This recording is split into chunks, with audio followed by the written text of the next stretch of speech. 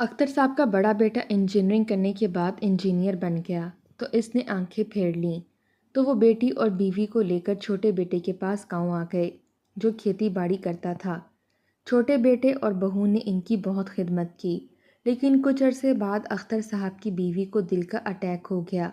तो उन्होंने बड़े बेटे को फ़ोन किया और कहा कि अम्मा का इलाज करवा दो। तो वो बोला मेरे पास पैसे नहीं, और छोटा बेटा अस्पताल से भागा गांव पैसों का इंतज़ाम करने गया। तो कुछ देर बाद बहन का बड़े बेटे को फ़ोन आया, तो उसके कदमों तले से ज़मीन निकल गई जब बहन ने कहा कि घर आ जाएं, क्योंकि ये तो कुन ज़हन है, ये नहीं पढ़ सकता। अब्बा ये आपका पैसा बर्बाद कर देगा। छोटे बेटे का रिज़ल्ट इस साल बहुत बुरा आया था। वो शर्मिंदा शर्मिंदा सा बाप के सामने नज़रें झुकाए खड़ा था, जब अख्तर साहब के बड़े बेटे जमाल ने छोटे भाई के सर पर एक थप्पड़ रसीद करते हुए अपने बाप से कहा था। अख्तर साहब गांव के चौधरी के मुंशी थे। वो चाहते थे कि बेटे आला तालीम हासिल करें ताकि इनकी ज़िंदगी अच्छी गुजर सके। बड़े बेटे ने फिर से स्कूल में टॉप किया था, लेकिन छोटा बेटा फेल हो गया था। अख्तर साहब छोटे बेटे के रिज़ल्ट को देखकर बहुत मायूस हुए थे। बड़ा बेटा 8वीं जमात में था और पूरे स्कूल में टॉप किया था, लेकिन छोटा बेटा फरहान बिल्कुल ही निकम्मा था। इसे पढ़ा नहीं जाता था, इसलिए चौधरी से कहकर उन्होंने फरहान को खेती बाड़ी में लगा दिया ताकि वो किसान बन जाए और अपनी रोज़ी रोटी कमाने लगे। सबसे छोटी बेटी अभी 5 साल की थी। बस ये 3 बच्चे ही थे इनके। अब तक बड़े बेटे से ही इन्हें बहुत ज़्यादा उम्मीदें वाबस्ता थीं, और वो उम्मीदों पर पूरा उतर भी रहा था।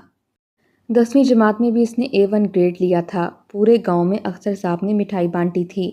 फिर वो इंजीनियरिंग के लिए शहर चला गया और हॉस्टल में रहने लगा।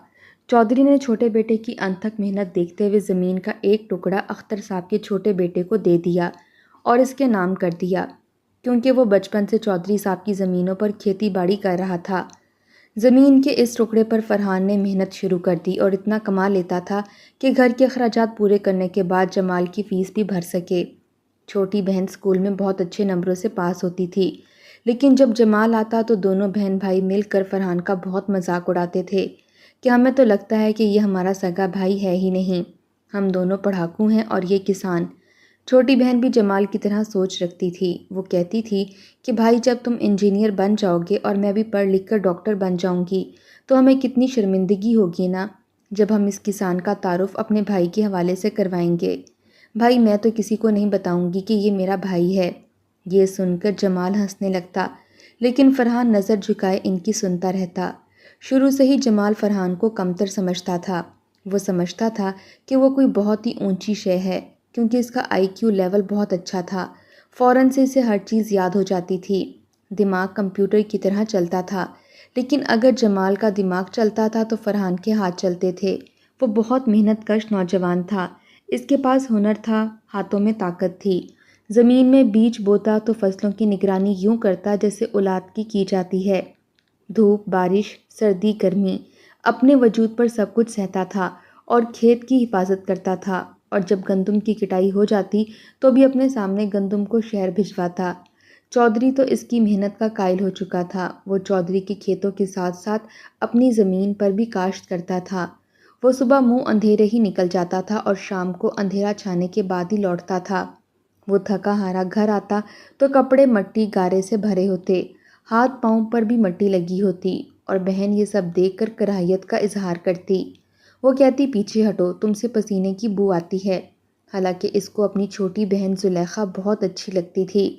बड़ा उमड़ उमड़ कर प्यार आता था, लेकिन बहन नफ़रत का इजहार करती थी तो वो फ़ौरन से नहाने चला जाता, साफ़ सुथरे कपड़े पहन लेता, लेकिन फिर भी इसकी बहन इसे दूर ही रहती थी। एक बार फरहान बाज़ार गया तो कांच की चूड़ियाँ बड़ी प्यारी सी सजी हुई थीं। इसने अपनी बहन के लिए चूड़ियाँ ख़रीद लीं कि शायद इसके लिए तोहफ़ा लेगा तो शायद इसका रवैया फरहान के साथ ठीक हो जाए।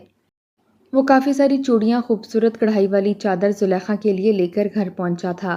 फिर इसने जुलेखा को सब चीज़ें दी। पहले तो वो हैरत से देखती रही, फिर वो कहने लगा मैं ये सब तुम्हारे लिए लाया हूँ। तो वो कहने लगी हाँ मुझे पता है, ऐसी छोटी और मामूली चीज़ें तुम ही ला के दे सकते हो। जमाल भाई को देखा है, जब भी शहर से आता है वहाँ की महंगी वाली ज्वेलरी लाकर देता है मुझे। इसके सामने तुम्हारी ये कांच की चूड़ियाँ मुझे बिल्कुल अच्छी नहीं लगती। 30-30 रुपए की चूड़ियाँ हैं ये। अब मैं अपने हाथों में इतनी सस्ती चूड़ियाँ नहीं पहनती। ये कहकर इसने वो चूड़ियाँ चारपाई पर फेंक दीं। तो फिर वो चादर खोलकर कहने लगी कि ये चादर देख रहे हो तुम? अरे इससे ज़्यादा कीमती चादरें हैं मेरे पास। तुम मुझ पर एक एहसान करो, खुदा के लिए फरहान भाई मेरे लिए कोई तोहफ़ा मत लाया करो। मैं ये सब नहीं पहनती। मैं तो जमाल भाई के लाए हुए कीमती कपड़े, कीमती तोहफ़े पहनती हूँ। फिर वो कहने लगी बल्कि ऐसा करो, ये संभाल लो। अम्मा वैसे भी तुम्हारी शादी करना चाहती हैं। कहती हैं कि पढ़ा लिखा तो है नहीं जो इसके लिए पढ़ी लिखी लड़की लाऊं। गाँव की गंवार लड़कियां आजकल तुम्हारे लिए देख रही हैं। जब तुम्हारी शादी हो जाएगी ना तो ये तोहफे अपनी गंवार जाहिल बीवी को देना। वो इन कांच की चूड़ियों और सस्ती चादरों को बहुत देखकर खुश होगी। ये कहकर वो कमरे से बाहर चली गई। फरहान को तो लगा था कि इसकी बहन खुशी से निहाल हो जाएगी, लेकिन वो तो इसे ताने देकर जा चुकी थी। फरहान ने अपने आंसू साफ किए और वो सब चीज़ें अलमारी में रख दीं। चंद दिन बाद ऐसा ही हुआ था। अख्तर साहब और फरहान की वालदा फरहान को लेकर बैठे थे। वो कहने लगे कि रुकैया बहुत अच्छी लड़की है, खूबसूरत भी है और सलीका शुआर भी है, और इसने 10 जमातें भी पढ़ रखी हैं। तुम्हारी तरह बिल्कुल चिट्टी अनपढ़ नहीं है और घर को संभालना भी जानती है। मेरे ख्याल से तुम्हारे लिए ऐसी लड़की बिल्कुल मुनासिब है। माँ ने यूं कहा जैसे वो बहुत ही कोई कमतर हकीर इंसान हो। वो कहने लगा अम्मा अगर आपको पसंद है तो ठीक है, मुझे कोई एतराज़ नहीं। ये कहकर वो कमरे से बाहर निकल आया था। वो ये सोचने लगा कि कोई ये क्यों नहीं सोचता कि अगर जमाल पढ़ रहा है तो इसका सारा खर्चा तो मैं ही उठा रहा हूँ ना।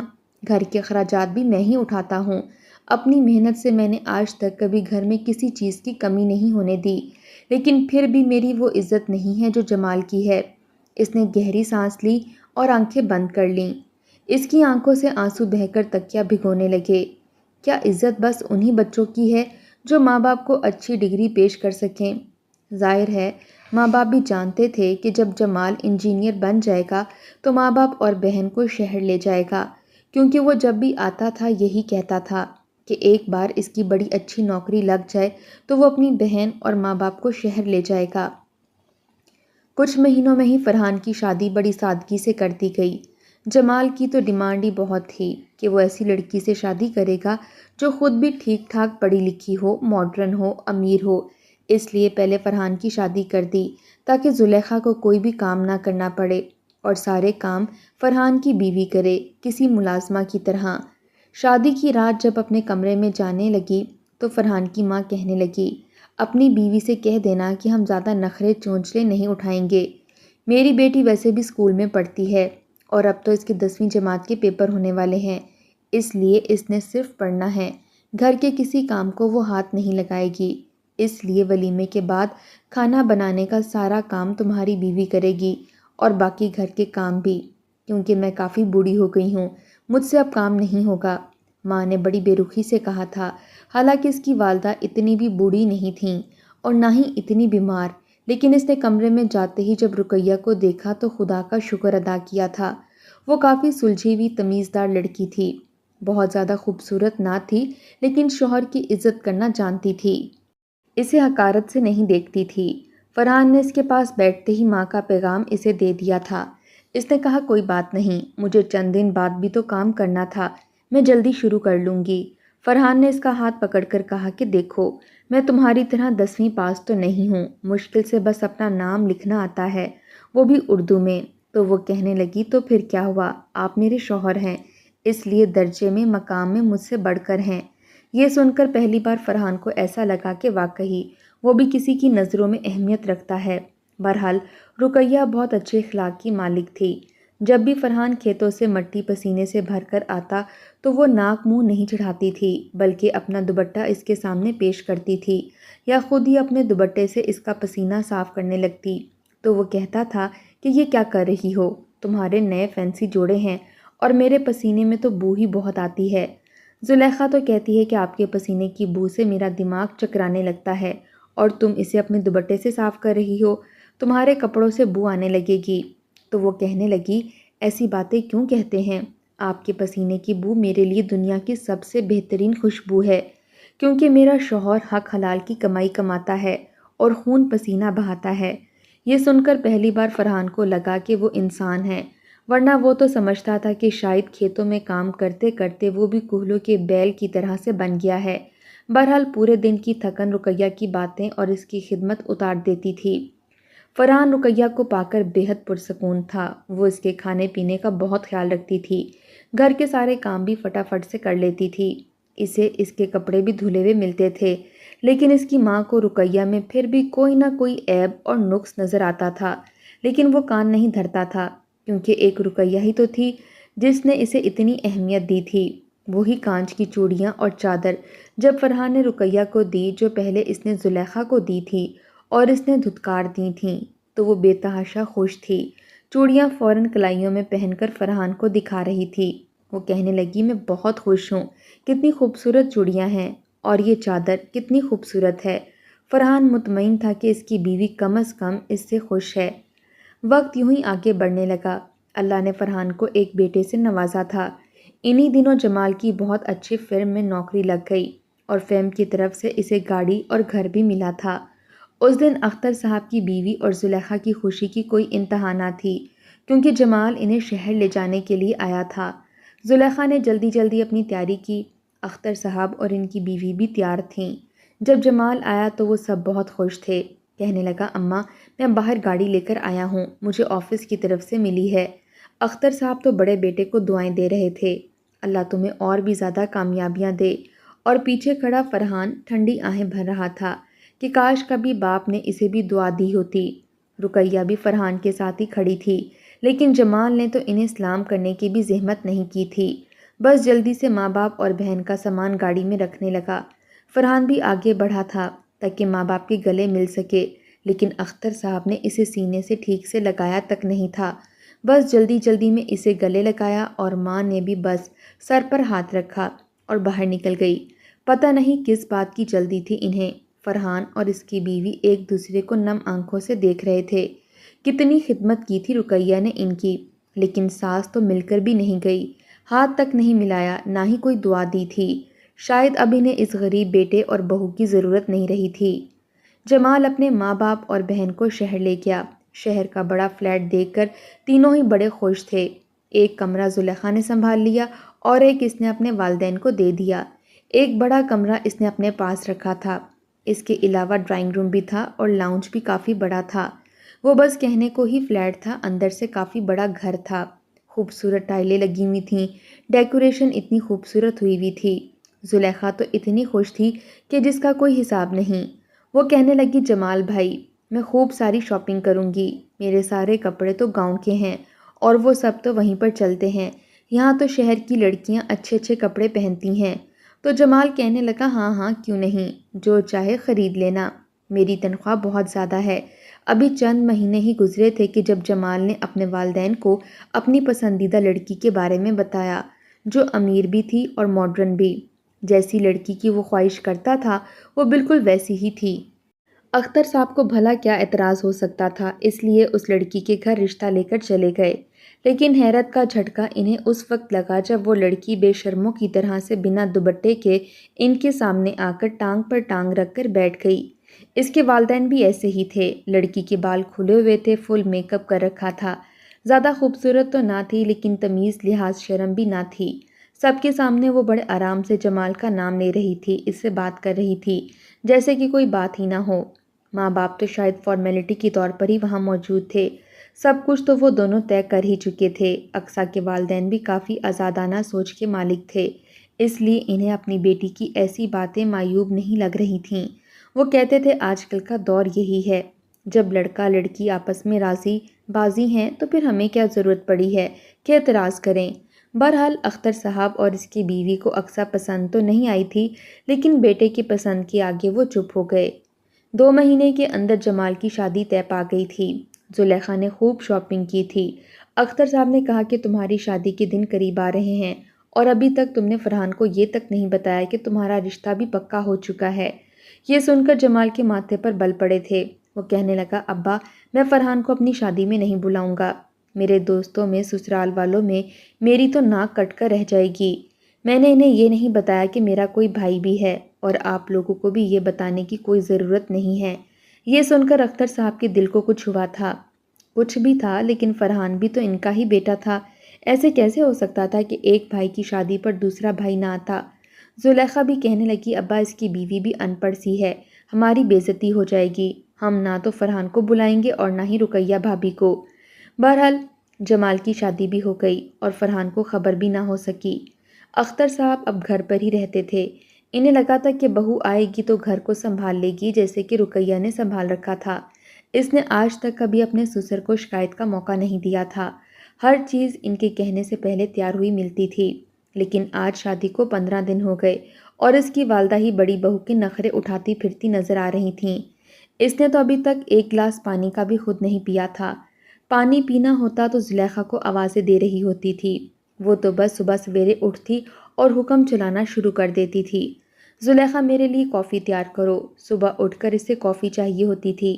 زلیخا فوراً سے بڑی بھابھی کے نخرے اٹھانے لگتی، حالانکہ رقیہ کے ساتھ اس نے مل کر کبھی ایک روٹی تک نہیں بنائی تھی اور یہاں اقصیٰ کے سارے کام وہی کرتی تھی۔ کافی پینے کے بعد وہ اٹھتی، برش کرتی، ناشتہ کرتی اور پھر تیار ہو کر اپنے کمرے میں بیٹھی موبائل پر لگی رہتی۔ دوپہر کا کھانا وہ زلیخا کو یوں بتاتی جیسے کہ یہ اسی کا کام ہو اور وہ اس کی نند نہیں بلکہ ملازمہ ہے، کبھی کہتی تھی یہ بنا لو تو کبھی کہتی وہ بنا لو۔ زلیخا ایسی تھی جیسے اس کی بے دام غلام ہو۔ 15 دن تو ماں بیٹی نے بہو کی خوب خدمت کی، لیکن اس کے بعد جمال کی والدہ نے اسے کہا تھا کہ تم اب اپنی بیوی سے کہو کہ وہ گھر سنبھال لے۔ یہ بات سن کر جمال کے ماتھے پر بل پڑے تھے، وہ کہنے لگا وہ بڑے گھر سے آئی ہے، اسے کام کرنے کی عادت تھوڑی ہے، دیکھیں اماں یہ سارے کام زلیخا کو کرنے چاہیے۔